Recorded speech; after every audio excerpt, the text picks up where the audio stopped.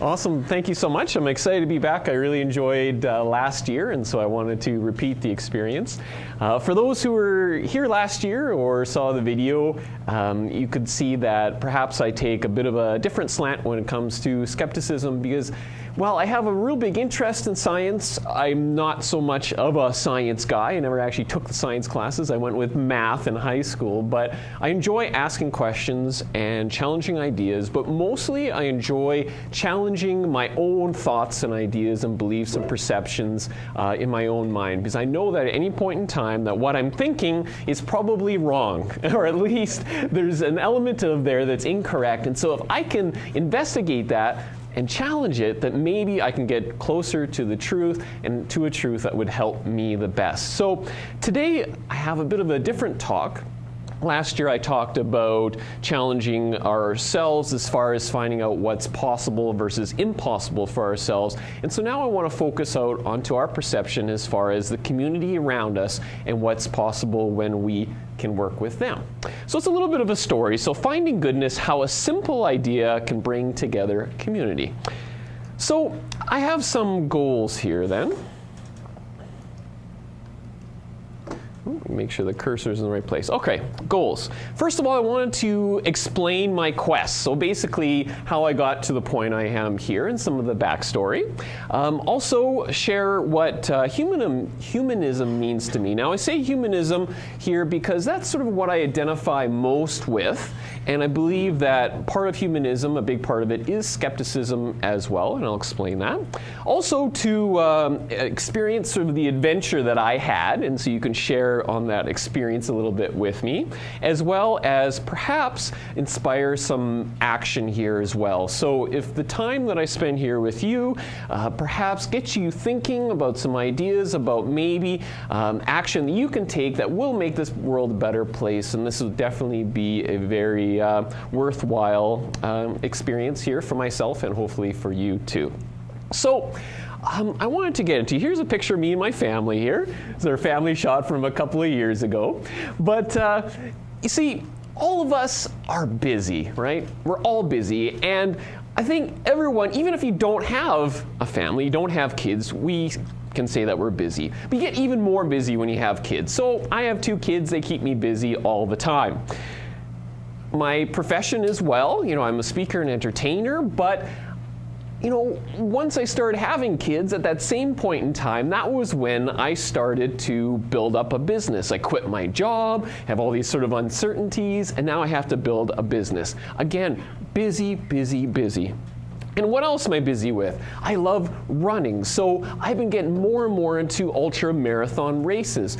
And last year I talked about the experience of attempting my first 100-mile race. But this takes a long time. So again, busy, busy, busy, and just life in general. I think we can all relate. There's probably not a single person that wouldn't be able to say that they just have so much to do. But there's one thing that was always in the back of my mind, okay, is that all these things I was spending all this time with and all this time about was all about me, right? Me, me, me. All of it. Me and my family, my career, my hobbies, my passions. It was all about me. And if I wanted to really identify with the values I had, I wanted to help others. I wanted to make the world a better place. I wanted to, help people that are less fortunate. But all throughout this sort of history of mine, I realized that I'd always focused on how can I make my life better? How can I make my business better? How can I, do my running better? Or whatever it is, it's always about me. So I realized that as things were sort of getting a little bit more under control, my kids were getting a little bit older, my business was getting more established, I wanted to start investigating this area because I truly believe that giving back does provide, a higher value of life and a higher level of satisfaction as well. So this is where I bring in the idea of humanism. Now certainly I enjoy asking questions. I love the idea of skepticism. Also I've been a lifelong atheist, but again, it's not so much that I want to focus on a practical sense, what I'm against, but more what I'm for. So for goodness sake, I want to do good for goodness sake. So focusing on not what I'm necessarily against, but what I'm for. And this is how I like to think. I like to think in a very practical sense. Now, in the same way, though, I want to also find an opportunity not just to give back as myself, but also with my family as well. You know, my kids, they get older, then they start thinking about how terrible their life is and all the restrictions we put on their life, and it's so unfair, their life, but realize they don't appreciate how truly good they have it. So is there a way that I can give back, express some of these values of wanting to help others, but also bring my kids and my wife, the whole family, into the mix on helping? So, first part, I did join the Humanist Atheists and Agnostics of Manitoba. That's actually where I was connected with this group. But what the first step I wanted to do too is I started to volunteer with the organization, and now I'm on the executive. And I thought that was one small way of being able to use my value system and trying to make a world a better place. But it was through the Humanist Association that I heard about a charity called Lunches with Love. Now, admittedly, I'd actually heard of this charity before because it was a flyer that came home with my kids at school. And like most things that come home, little flyers and things with my kids from school, I don't pay attention to it too much. But in this case, it came through the organization. I learned a little bit of it, and it sounded like a great opportunity. Because first of all, I learned that this charity actually was operating a block and a half away from my house in their apartment. So that was great. And I'll definitely share some information about Lunches with Love and why it was such a great fit. But this is one thing too I want to stress, whether it's Humanist Association or the Skeptics, I believe there's a connection between what we talk about and giving back as well. Because I do see a value as far as debating and discussing these topics amongst ourselves, but I do think there's a connection that if as an organization that we have values, we want to improve things, that we can turn that into action. Okay? To turn it into action, whether it's education or advocacy or volunteering or do whatever we need to do, that there's a connection between our group and making the world a better place in whole, beyond this room, beyond just discussing with ourselves. And I know that the Winnipeg Skeptics does do the blood drives and they do the Habitat for Humanity, and I definitely encourage you to get involved in things like that as well as volunteering for the organization. Well, Lunches with Love, okay? Now this is Nathan. He started the charity when he was 12 years old, okay? He's 13 now. And he was in grade 7 and he wanted to get into Wee Day. And that's that big thing that happened in downtown Winnipeg. And in order to get a ticket there, they had to do some sort of charitable work. So he decided that he was going to make a few paper bag lunches for people that are homeless. He went and delivered them. Found that there was a greater need, and it turned into, 10 months later, something even bigger. Just grew and grew and grew and brought people into his apartment and, got donations of food, had volunteers come in. It was really neat. And this is his parents here as well. And one thing you'll notice about this picture, this is a very recent picture, they happen to just get a sponsor for a special event. It's a little company called Coca-Cola, all right? And you'll see that they have some custom lunch bags out of canvas that they had made, T-shirts. All of us had T-shirts. You can see all these volunteers in the back. They had a community center. And one thing you might be able to see back there, there's actually a big van that has the logo Lunches with Love, and they made the logo for them too. They had a whole caravan of vans going downtown. Coke sponsored it. Bought all the food, made 2,000 lunches with all the volunteers that weekend. They drove down with the vans, went to all the homeless shelters, passed out all this food, and it was really, really exciting and neat to see. But 10 months ago, it was just Nathan in his apartment, okay? And here is another picture of people packing lunch bags just in an apartment. It's just a small thing that started, again, with a kid, okay, and supportive parents as well, of course. And here's a picture of me volunteering there. And in fact, the Humanist Association had a whole bunch of members there those first few times I went. And it was really neat to see an organization come out and give back as well. Now, what's great with Lunches with Love that perhaps is different than from some other charity opportunities is, you see right there, there's my daughter. she's actually helping pack bags as well. They can actually have kids volunteering here too, packing the food into the lunches. They even do like decorating the paper bags and little fun messages for the people that receive them. But again, this is an opportunity. Yes, giving money is awesome and it's very, very important, but this is an opportunity to be hands-on and provide educational experience as well that is powerful for everybody involved, okay? And my wife too, she's probably even bigger of a supporter these days than I am. My son, he just turned 6 years old, so he doesn't quite have the attention span to get involved in this, but there was one day that we went out to Main Street Project, and as a family and as some other people that came out, we actually went out and we handed out the lunches to the people there, and my kids loved it because they could actually see the people and the smiles and the compliments of the people who actually received the benefit of this. And there's a story that was really amazing that when I was stationed at one spot handing things out, but my wife and some other people and my kids went out, and there was one guy that was sleeping under a tarp that was set up. But my son, 6 years old, he didn't want to leave without him having a lunch. And so his idea was to just, leave it beside him so that when he woke up, it would be there. And maybe on a practical sense, maybe it wouldn't be there. Who knows what was happening to him and when he would wake up. But again, just this idea of this kindness coming out, I think, is a really sort of magical experience and something that we were able to share, which is really neat.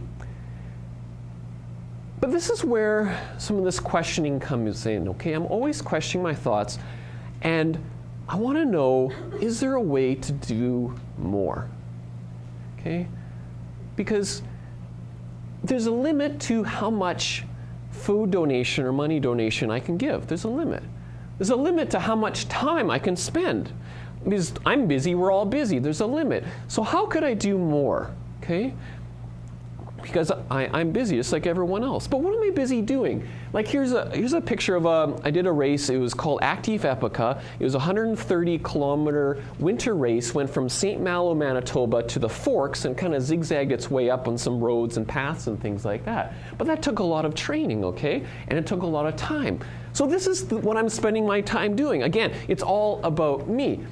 But the thing is, thinking about this, I was like, is there some way that perhaps the running could benefit the charity? Could I do what I love to do and would do anyway, and would it benefit the charity? Would it help to give back? And in fact, this effort actually got me on CBC National News. There was coverage about the race, but it was a focus specifically on me. So there's definitely an interest in the media about what I was doing. And so this got things clicking, okay?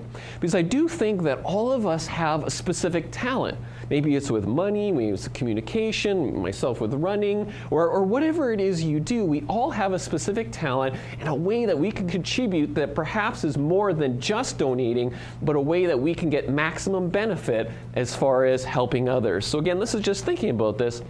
And in business, I'd always thought about what could I do that gets more results, Because there's some things you can do that, might make you $10, but there's other things you can do that takes the same amount of time, you can earn $100. What is the most efficient way of doing this? So this is what I just kept thinking to myself, how can I connect the running and make it most worthwhile? Now, I had thought about what I had done about 4 years ago. Okay, this is a newspaper article from the Winnipeg Sun. What I did was I actually did a motivational presentation for an inner city school. And it was a presentation at the beginning of the day and a presentation at the end of the day. In between that, for 6 hours straight, I ran around their schoolyard, okay, in the back. Now it was actually really neat. As you can see the smiles on the kids' faces that are at the top, but all day through the gym classes and recesses and the classes that the teachers just brought them out, all day I had kids running with me. They're telling me their stories and about their adventures and their life and the things they wanted to do. And it was really neat to see this sort of enthusiasm coming out with the kids. So I knew there was some excitement about connecting with the community when it came with running. And this was just 6 hours, but it's certainly not running across Canada or something like that, but it was a simple thing that made a difference, at least with these kids. And is there a way that I could help Lunches with Love not only bringing additional food donations, but also increasing awareness? Because this is a long-term effort that they're doing. Every 2 weeks they create lunches. If I could attract 1 or 2 additional people who will donate food on a regular basis or volunteer on a regular basis, that would be more than what I can just do myself, that I could provide a way that they're being helped long-term because of my effort. So, I created this idea called the 24-hour marathon to fight hunger.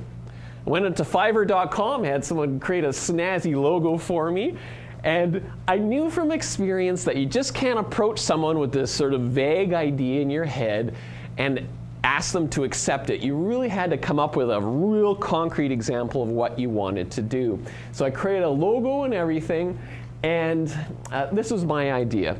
I'd actually created a loop. Okay, this is in my area of Charleswood. Now, just to get a bearings here, this is the Perimeter Highway, the West Perimeter Highway. Roblin Boulevard is at the top there. Right over there is my house. Like the blue would be the loop. It's a 4.2 kilometer loop, which I would repeat 24 hours straight, just around and around and around. The reason that my house is on the loop is that just in case no one had any interest in this and there's no excitement, I was just going to do it by myself, I would at least have a place to stop and get food and water and use the washroom and be completely self-sustained. And right over here is actually where the apartment where Lunches with Love was operating out of, so it was in their neighborhood. It was a great connection with the charity itself. Right over here is Beaver Lodge School on Rannoch. That's where my kids go. I thought that would be a great place to start and finish the event because you could do a little motivational thing like before and have something that maybe my kids might be a little proud of their dad. Now over here too is Westdale Junior High, which I passed by twice. They ended up getting involved as well. And up there is sort of the Roblin and Dale area, our retail sector of the immediate area. And hopefully maybe we could get some sponsors and things like that out of there. So that's what I created. I created that loop right there. Now, one thing you'll know if you heard my talk last year, my goal is to do 100-mile races, and I knew I needed to get past the psychological element of running 24 hours or longer. So this was actually something that I first created to simply get the training in, and this is something I wanted to connect and do good at the same time. So something I was going to do anyway. And instead of being like on a forest trail, which was my first idea, and the idea that like what if like 20 hours in I pass out and they find me like who knows how much longer later, I'm actually in a residential area, so it's much safer. My wife liked the idea that I'd be checking in at home quite regularly. Okay? But she was annoyed actually that every 45 minutes in the middle of the night the door would be opening and the alarm would go beep beep beep. She got no sleep, but so it was. So again, this brings back the idea of humanism, and I knew that the idea I wanted to do good, but it was in order to make it something really great, other people have to be involved. So my belief then is that first of all, people are good. I believe that we are good, and above that we want to do good. But sometimes we're just so busy in our own life, like I was, like I still am, we just don't take that step to start helping, even though a small thing can make a big difference. And sometimes people are just looking for a leader, a reason to get involved, a reason to be inspired. So maybe I could be sort of a catalyst for a greater action in this particular case. So there's a few people I had to convince. First of all was Beaver Lodge Elementary. Would they be a part of this? Now, I didn't get the assembly time I was hoping to, but it actually turned out even better. I started the run with the running club at school, which had about 40 members, so we all ran together. And at the next day at 8 a.m., so it would go from 8 a.m. on a Wednesday to 8 a.m. on a Thursday, there was actually a pancake breakfast with the running club to finish. So that was pretty fun and idea and exciting. But that was easy to convince them because, I'm a parent in the school, but the harder perhaps was this guy, trying to convince this guy.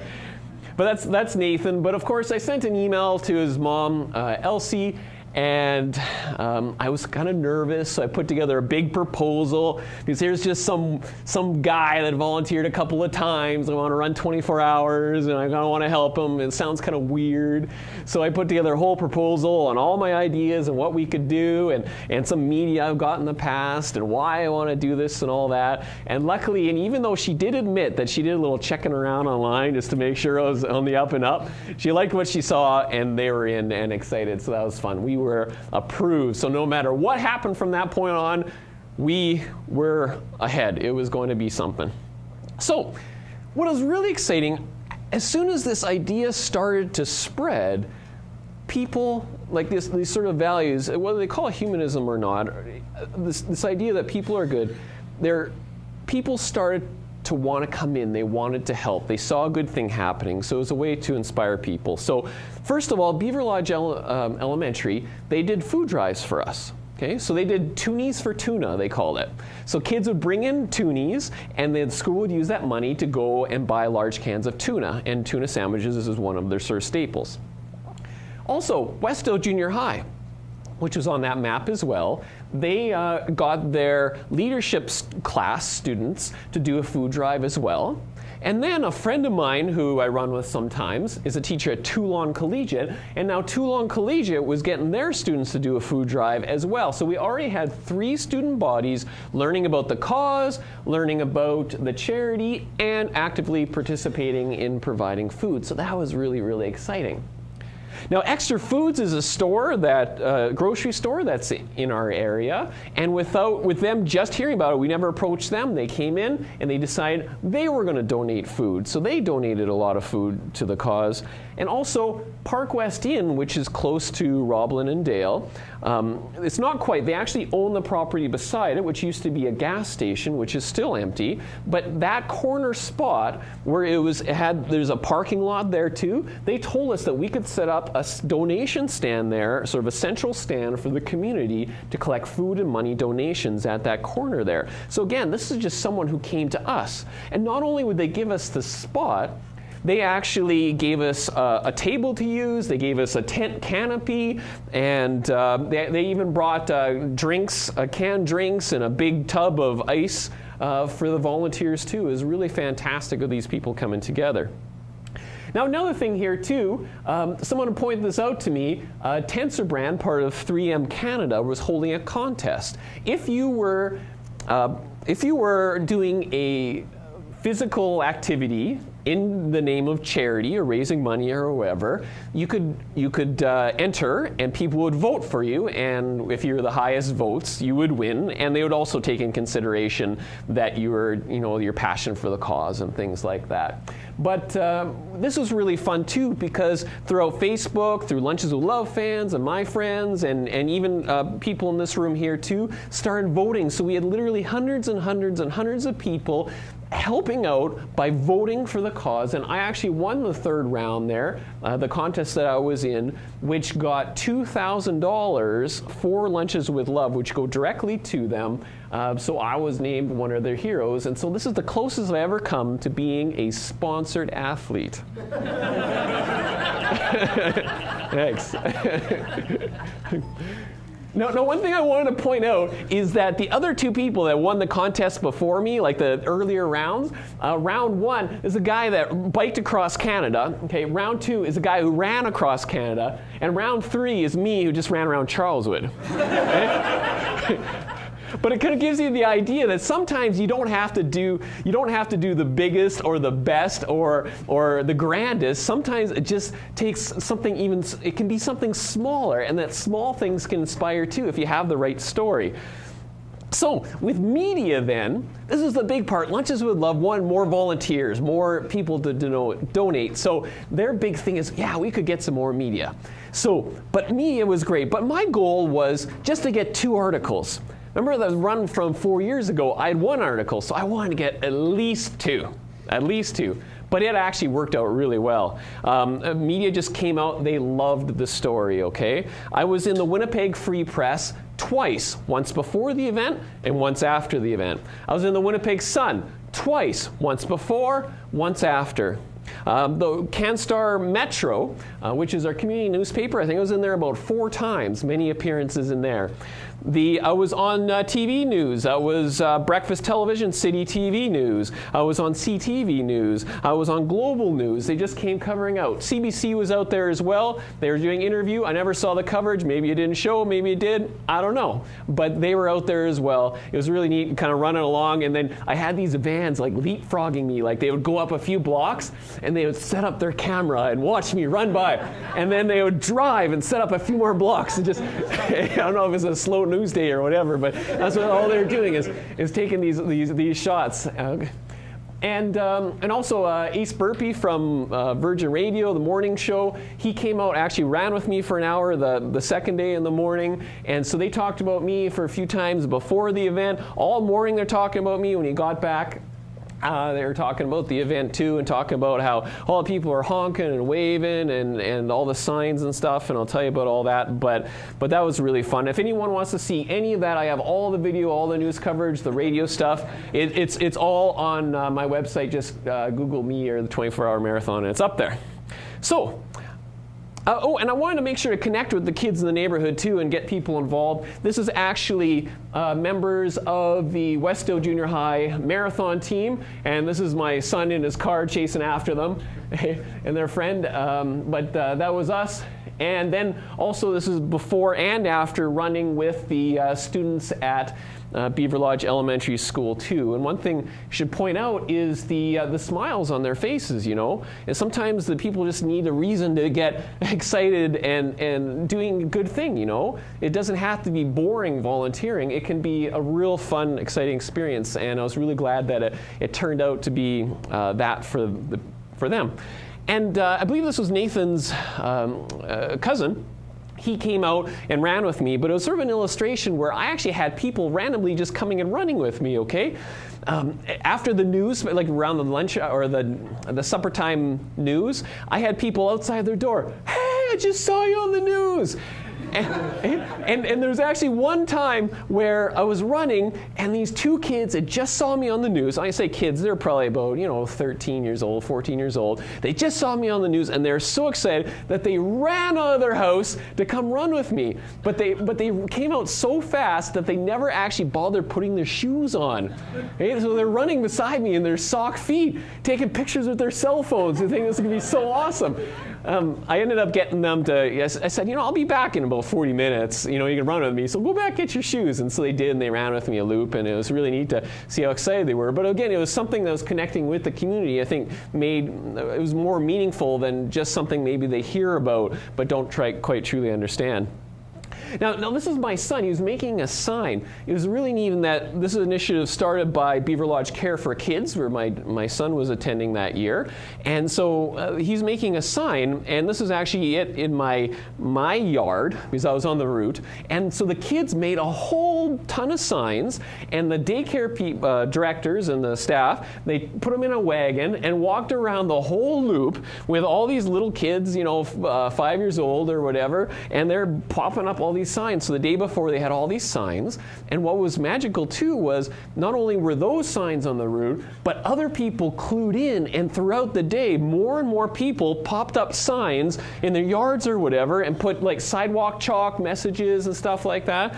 And so here's just a sample of just some of them on there too. So some of them said, my name, or some of them said lunches with love. Here's some more here to do. Or again, so again, it was a way to connect people to the cause. And here's some more too. And what was great is that you couldn't live in that neighborhood without knowing there was something going on that day. They saw it everywhere, And this was creative too. At the school, they had just cut the grass. It was really long. And so they put in here way to go with the grass clippings on there too. It's a fun little creative thing. And this was just close to me, a couple of girls and their parents. They put that on the sidewalk of the route I was going. And there was even people who were leaving water bottles like out by the sidewalk in case I needed it and stuff like that, eh? And it was really, really neat. And this is, again, about something small that could get really big. It was really exciting. And I didn't even know that was possible. here's our donation stand, and that was at Roblin and Dale, and there's Nathan with a honk for Scott. In fact, I should say all day long, people are honking and waving at me. And I'll tell you, if you ever honk and wave at me, the reality is, because of the reflection of the glass, I usually can't see you. Okay, so I'm just like, hey, like I know everybody, right? But that was really great. And so you can already see some donations of the tuna that came in, because I know that we had sort of advertised that was a big thing. Again, here's 24 hours marathon lunches with love, and that was Jen. It was Jen and Andy who from the Beaver Lodge Care for Kids that actually operated the stand. And a whole bunch of people with signs at the top there. What they started doing was they had the signs up by the intersection, and people were stopping and giving out money out the window, you know? And so the kids are coming back with all this cash, you know, and people are driving up, what's going on? And they explain it to them. They're like, oh, here's some money. Or they went and got food, and they brought it back. One person was a masseuse, and they said, here's a card. Come, Scott can get a free massage afterwards, you know? I ended up having to go to a work trip, so I couldn't. But it was a gesture that was appreciated. And here's some people, some coaches from the cheerleading team that operates right nearby as well, doing a little stunt there. But Sarah, she's the head coach of Dynamite cheer team. My daughter's part of that, and I was part of the parent team too. So, and here's again, another shot of the donations came just from the stand. Now, not only this, I had lots of friends starting to support me too, okay? And again, to me, this is all surprising. I thought I was just some guy running around in a circle, but in the end, I was really amazed at how sort of ignorant I am of the goodness that was out there and how much people actually wanted to help and a reason to help. So some of my running friends, okay? Now, this is Dale. Now, I thought I was the only one with bright yellow shoes, okay? But I wasn't. Dale has them too. And without us even planning, you know how, ladies, want to go somewhere and they have your dress, the same dress, right? Well, he came with this black shorts and a red shirt, just like me. And because we're of sort of similar age, similar build, similar look, that my wife would have to look kind of doubly carefully to know who is who in that particular case. Of course, I had my sign on there too.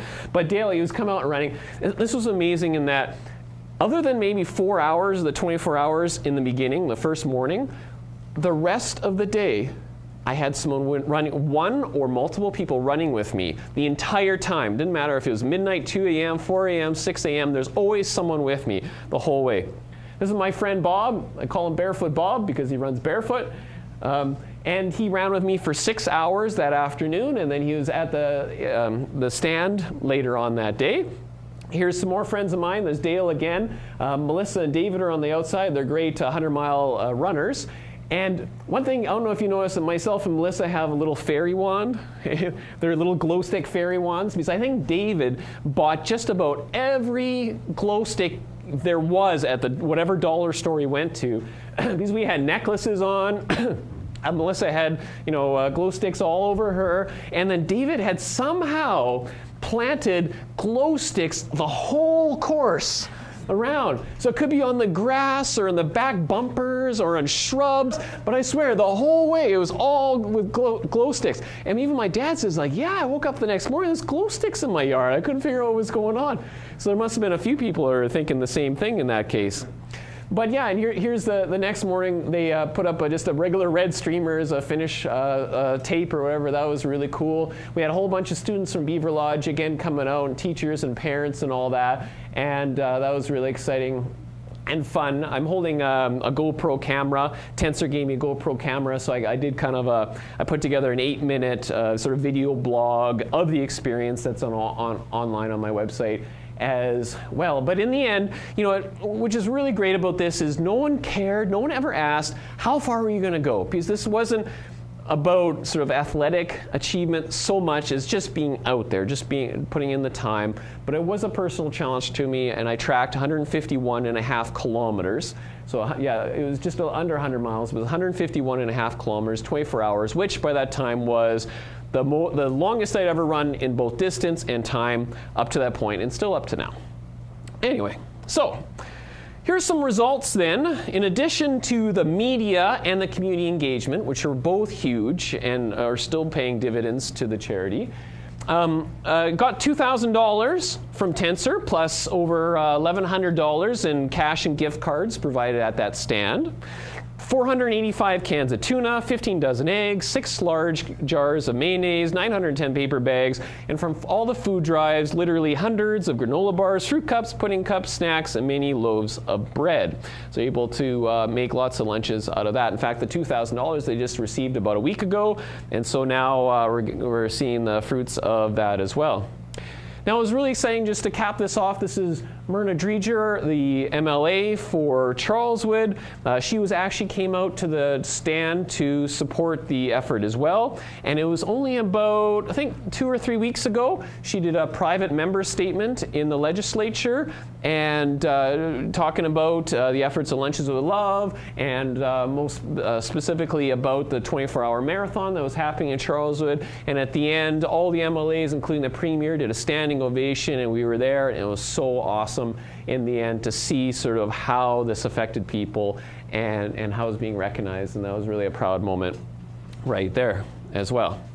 So, and this all came from really one small idea. You know, sometimes we think that, I mean, we don't seem motivated to do something because we think it's just not enough. We don't want to give a little bit of money because we don't think it's going to go very far. We don't want to, whatever it is, you know. But the fact is that this is one example that surprised me. One small idea can make a difference. One small idea can inspire others. One small idea can snowball into something even bigger, and this is just one example.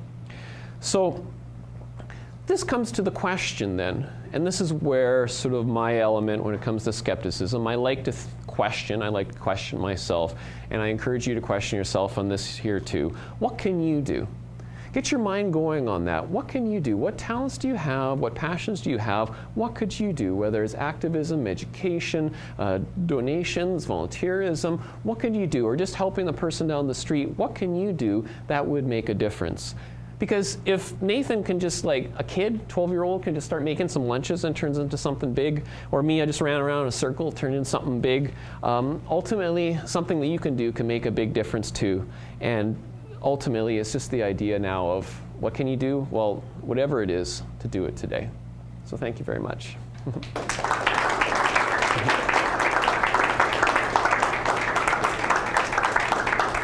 Yes, sir. What is really saddening to me listening to this talk is that there was not a single picture of people whom the food goes to. You know, it's all about happiness and smiles and media, but I see a kind of object, like, for example, you show the picture of kids that were in that high school. Do you think that the kids that received the food look the same?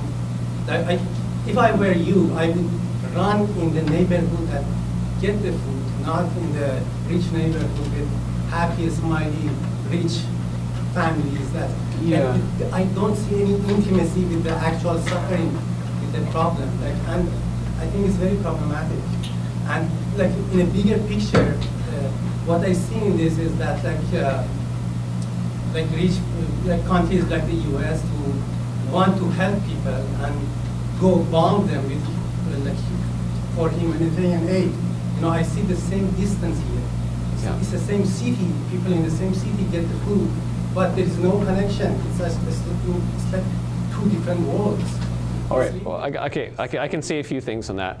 One would be that Lunches with Love, the reason that their family is so passionate about that way of giving back is that the people involved in the charity do get a personal connection. There are a lot of the people who go and volunteer are also the ones that deliver and distribute the food. And so just the act of being part of the charity, not of my effort, but of being the active part of the charity does create a connection, because I agree that a lot of times, and that's what I try to say, is sometimes if we send money somewhere, it helps, but we don't get that personal connection.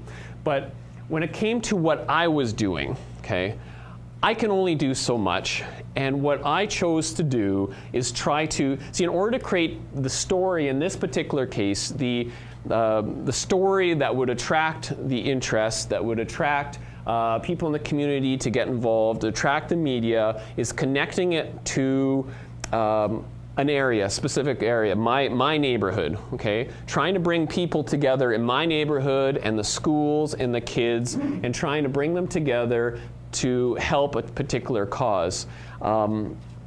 If I were to run downtown Winnipeg or in the school itself, like I had done before, it would be a different story. But what I wanted to do is I wanted to bring the awareness to the charity to the community where the charity was operating, so that we could increase the base of the people getting involved. So I think that's a necessary step. I get your point, but there's more. Okay, I guess I can stop. I can stop there. I understand the problems that you're saying, but in order to get my community involved, I did it in my community, and then once they're involved, they can give back there. Does that make sense? Did that help at all? Yeah, it does, but I suggest maybe in future presentation at least show a picture of people who receive the food, or try to run with the homeless person who gets the food. Yeah, it's a different story. I guess my story today is about what can we do in our circle of influence. This is my circle of influence. A different presentation would be, what are the problems out there? And that wasn't necessarily the focus of what I was trying to do. Just saying that we have the ability to do something, whatever your cause or passion might be. I think it's just a slightly different presentation, but I absolutely get your point. Anyone else? You can ask another one. I know you want to ask another one. Yes. You mentioned earlier, before your presentation, when you were standing here, that you're giving this presentation to the humanist, atheist, agnostics, etc. Are you giving this presentation to anyone else, or have you, like to other schools or other organizations, or? No, I haven't taken on the road because, like, I speak for a living, but it's not specifically on a topic like this. Because I speak for corporate events, so I mean, it has to do sort of with a motivational angle or with empowerment of ourselves, but it wouldn't speak specifically to this. But these are two things that I saw as an opportunity to present it, and I thought it was worthwhile. But presenting to other schools, I mean, it might come up. Yeah, it might come up, you know.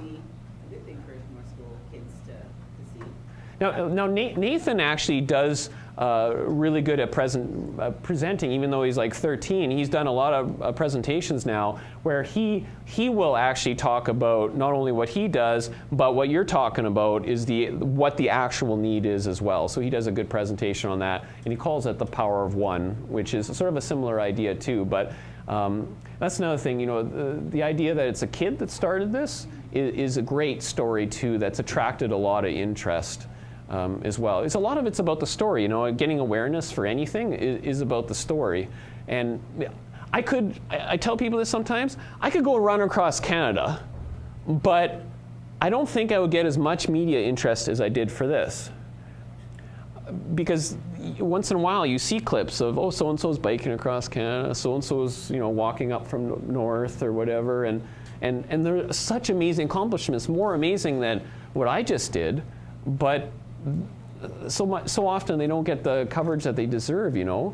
What was the story? And in this case, it was about circling the community, connecting the community, and that all the interests came together. Because if I were to, say, run through all of Winnipeg, the connection would be diluted, right? And the story wouldn't be the same. People wouldn't connect as much because the same, you know, the people who lived in the area, or the storekeepers and all that, they kept seeing me circle around and around and around, and then they started wondering what's going on, and they started looking it up or whatever, you know.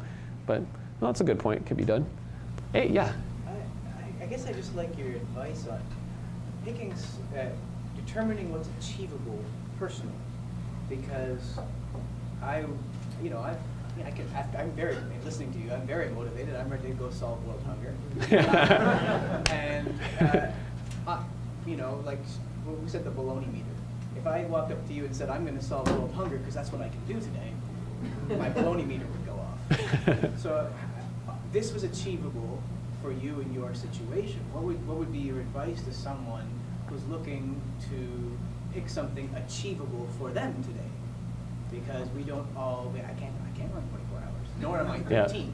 So I can't. No, it's true. It's true. Me going out and putting some lunches in a bag isn't going to have the same effect as a 13-year-old who's really empowered to help someone. That's a great story. Yeah. I'm not a great story. Well, it's exactly the same when it comes to marketing of any product or anything. And because in my business, I market myself, it's so hard to look at yourself and say, like, what's different or special about me? Why should people care? What can I uniquely do? And so often, because we're so used to ourselves, like we see someone else doing something like, that's incredible, or that's a cool story, but then we don't realize something, like, all of us have a certain combination of skills and talents and passions, and just the fact that you're here, I mean, you have a set of passions and skills that perhaps other people don't have, but I think that it's important to look at your, when I was talking about running, like 24 hours, I was really worried that no one would care.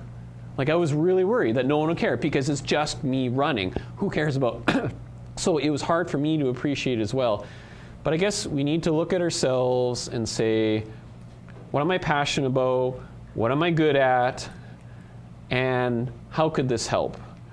I don't know, that's so vague, isn't it, you know? But it's gonna be so different to everyone, because if you're good with I mean, obviously you're good with speaking, then you can go out to groups. If you're good with money, you could be a part of an organization, be the treasurer. You know what I mean? Like there's different ways. I mean, these are almost extreme examples, right?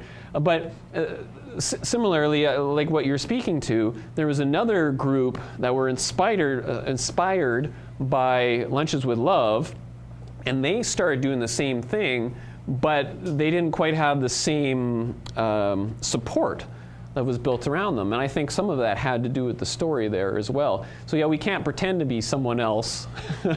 We can't, but if there's something we're passionate about, if there's a cause we're passionate about, and we have certain skills, we have to think about how can we connect those skills with what we're passionate about, what we want to do. And we can't solve the world. We can't solve world hunger. And sometimes I think to myself, why bother doing this when maybe you could help train people to long-term be more self-sufficient?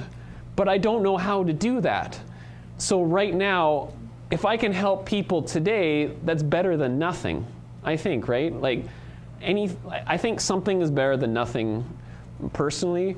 You know, you don't want to just say, well, this isn't good enough, so therefore I'm not going to do anything. That stops so much of us, you know. But if there's just a little bit of difference, if there's like some person down the street that needs help moving, I mean, that's good too, you know. Like just little things that we do, I think, can add up. Yes, sir. It seems like one of the things that you touched on a couple of times, both in this presentation and last year, was setting specific goals. So you talked about setting the 100-mile goal last year, and you talked about setting you wanted two pieces of coverage this year, and you had a certain time that you wanted to go. And whether the goals are achievable or not, setting specific goals might help sort of make that difference in your mind that takes it from abstract into sort of reality, makes it seem more real. Yeah. You see what I'm saying? Yeah. That gets dangerously into the territory where people are like, well, if you create a goal, it will manifest in reality, right? Yeah. I'm not talking Rhonda Burton. I'm just saying that for me in my life, when I like making lists of things that I like. If I know I need to do something big, breaking it down into steps helps me a lot because it takes it from something, I'll get to that eventually. Yeah. It gives me smaller steps that are things that I can aim for specifically. Yeah, and when I sort of imagined this, it bounced around in my head, but it wasn't until I actually started writing down all the things I could do, like for my proposal I gave them, because I knew that I could send out press releases and this would be the story. I could get the schools involved. I could, I kind of came up with a list of all the things that could potentially happen in this. And it's interesting too, because with the running the 100 miles, I didn't hit that goal at that particular time. In this case, I set a goal and I far exceeded it, which is a whole different thing. But yeah, you have to have a vision, I think, something concrete.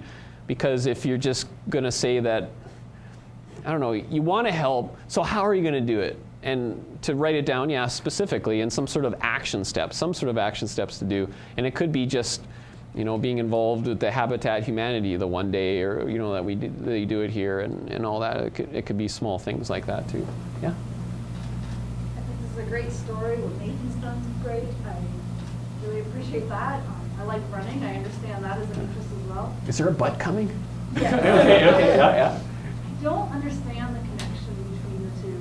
The media eats it up. I know we're always hearing about someone running to do this, running to do that. Putting on a pink t-shirt and running does not change breast cancer. Right. I've dedicated my career to advancing the science of helping people. I know not everybody wants to do it through their career. But every time we hear about somebody running for something or other, I'm always so skeptical about it. I have to ask, why? Why? Well, are you asking because you don't think it does any good? Running is great for our health, and if we're trying to encourage good health habits, hey, that's awesome. Now, do you think that anything good came out of this? I don't understand why it's better. Well, but there's a to difference celebrate between running. why. There's a difference between why and the result, right? Are you questioning what is it about our society that attracts us to this as opposed to something else? Or are you questioning that anything good came out of this at all? Because we got donations and we got people volunteering and we got money that came in and all that. You know what I mean? I'm just clarifying where you're coming from so we can discuss. I'm wondering if we could have gotten more by celebrating. I think filling the lunch bags is awesome. More by focusing on filling lunch bags and showing people that than running. I just don't But it didn't, though. That's the thing. They were promoting and they got some press, but the press does love this human interest story. I would love to be able to forward the science in helping a disease. I would love to be able to somehow solve economic problems. I know that that's better in the long run, but what can I do is always the question. I can only donate so much food and money. In this case, we got over $3,000 in money. We got a ton of food, again, to support the cause. Do you dispute that something good came from that, or is it go back to Lunches with Love and whether they're doing good? I prefer the Lunches with Love story than the running story. Yeah, but that's the thing. I'm not saying that I'm better. I'm just saying that I'm a supporter, right? And this is the way I chose to support them in their efforts. I don't know how to get more results to help Lunches with Love than I got in this particular case. This is how I knew how to do it. I would like to think that people would just go to a talk about the science or to give to, whatever it is, but is there some way to bring the passion from people to come, adding excitement for the kids? They loved being part of it, but this is an opportunity for them to learn about the cause too, that they may not have heard about before, or they might not have talked about with their family, or when their parents said, why is this guy running for 24 hours? They had to have some sort of answer to it. It's not all of them would understand, fine, but some of them would, and it's a conversation now they're having in their family. I think that this did some good, and it was the best that I knew to take what I can do, my specific talents, and leverage that and do my best to be the best cheerleader I could for Lunches with Love, which I think does some pretty good work as well. But ultimately, this is me bringing people together. And again, this is other people who wouldn't have even thought about helping them. They came into the picture and they helped, and I was just a catalyst for this too. It's the same as if some place will do a charity golf event to raise money. This is your version of that. Like you weren't getting sponsored to run. You were bringing awareness. Like, I think that's the value in something like this, is that like you can't just go stuff a whole bunch of lunch bags yourself. I mean, you're limited, right? But something like this, which is extraordinary, can bring more attention to the charity. Like how many people have heard of this now that didn't hear of it before because of the coverage. Right. I think that's the point of stuff like this. It's like United Way will do fundraisers, that will do things like that to bring attention to their cause and all that stuff. And I see that this is the same part of that. I mean, this is your skill. I think it's quite applicable. Hey, building on that, I think the answer was in the question. The question was something along the lines of, every time I hear about this, I wonder what the point is you heard about it. So did somebody at Coca-Cola. And it's kind of those connections, those kind of tendrils that are put out that lead to so many actions. One more question? Yes, sir. Oh, just as the opposite of what you've got there. As someone who is generally not a big fan of awareness for awareness sake campaigns, I think in defense of what you were doing, which I think was a good thing, there were specific goals that were directly helping the charity. You specifically had food drives going on. You specifically were asking for donations because awareness itself doesn't solve problems, but you weren't just doing awareness. You were bringing awareness, but you were also bringing immediate, tangible benefits to the charity itself, and I think that's worth noting. Yeah, and when I say awareness too, I don't necessarily mean just awareness for awareness sake. It's increasing awareness so that, because what Lunches with Love does is that every 2 weeks they have a collection of volunteers that come in. They work out of a community center now, so they have like 20 or 30 volunteers, and they need people around the community to donate food to. So, and this is not something that, you know, they just get a big batch of stuff and then they work through for a few months. They need regular, every 2 weeks to people participate in it, or the whole thing falls down. And so the awareness came in as far as we can get people to join up on their Facebook page and get engaged and share it around, that every time that there's a call out, that now there's a bigger base of people who will respond to that request for action because they heard about it on the news or whatever. Like, in my opinion, if we just had 2 more people, 1 more person that now volunteers once a month, that's more than they had before. And that's where the awareness comes in. So I think that awareness in that case translates to something very practical, where the food donations, I mean, it only lasts so long, but increasing the awareness and increasing the body of volunteers and people involved will help in years to come as well. Anyway, well, ultimately, I think that it's just what can you do? This is what I can do. Nothing's going to be ideal. No one person can solve all of the world's problems, but ultimately, all of us can do something. And in my opinion, even small things can add up, and small things can make a difference too. So that's what I present to you today. Thanks a lot, guys.